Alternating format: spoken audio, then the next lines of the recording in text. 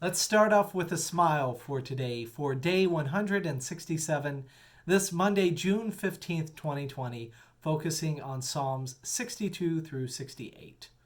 So, moving into Psalm 62, another Psalm of David, we have some wise words for us beginning in verse 10. It says, "Put no confidence in extortion, and set no vain hopes on robbery. If riches increase, do not set your hearts on them.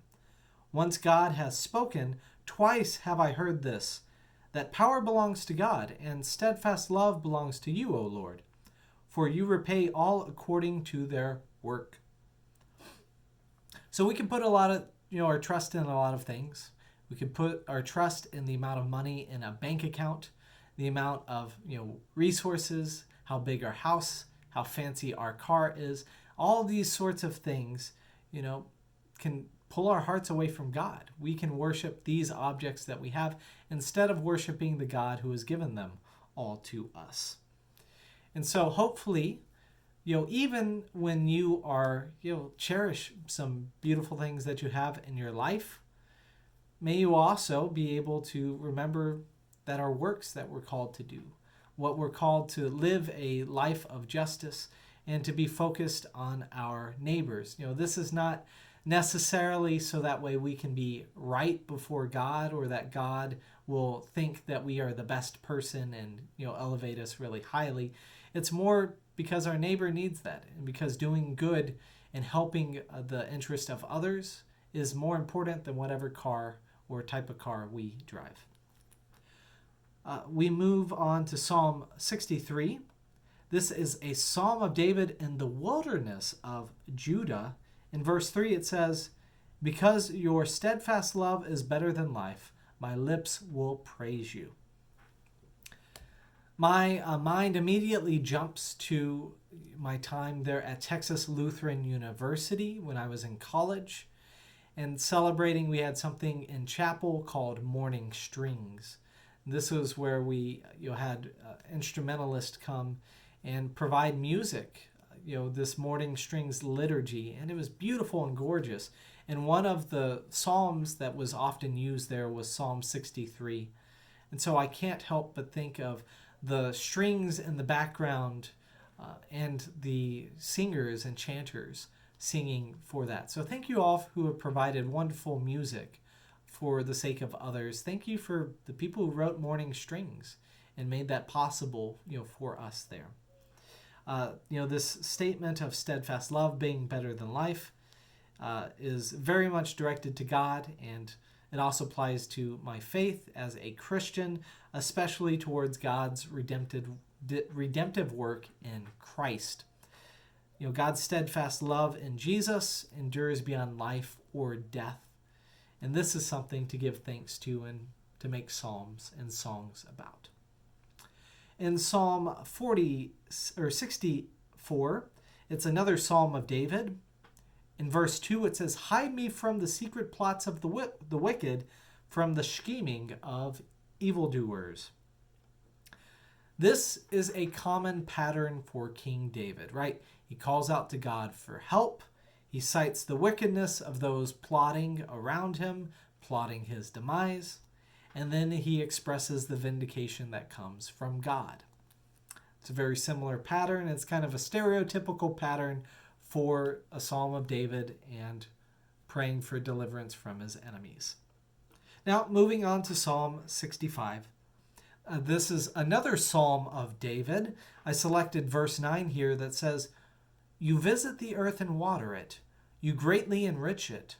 The river of God is full of water. You provide the people with grain, for so you have prepared it." This psalm is a psalm of thanksgiving. Thanksgiving for life that God has provided in abundance. And states some of the ways in which God is just continuing to create and to grow life and to keep us humans with what we need. So it's easy to take it for granted. It's easy to think that this world is for us to exploit, for us to manipulate and control. But it's another thing to remember that this world is essentially a gift from God, and our life that we have as much is part of a larger ecosystem than just ourselves. Moving on to Psalm 66, I selected verse 8, which says, Bless, O God, bless our God, O peoples. Let the sound of his praise be heard.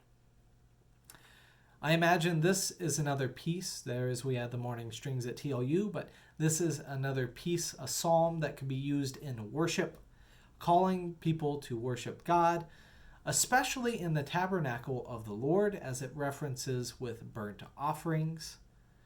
And the idea of worshiping God in God's, in a temple, in a sanctuary, is very nourishing.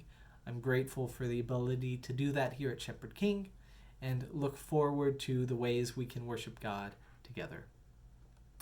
In Psalm 67, I selected just verse 4, which says, Let the nations be glad and sing for joy, for you judge the peoples with equity and guide the nations upon earth.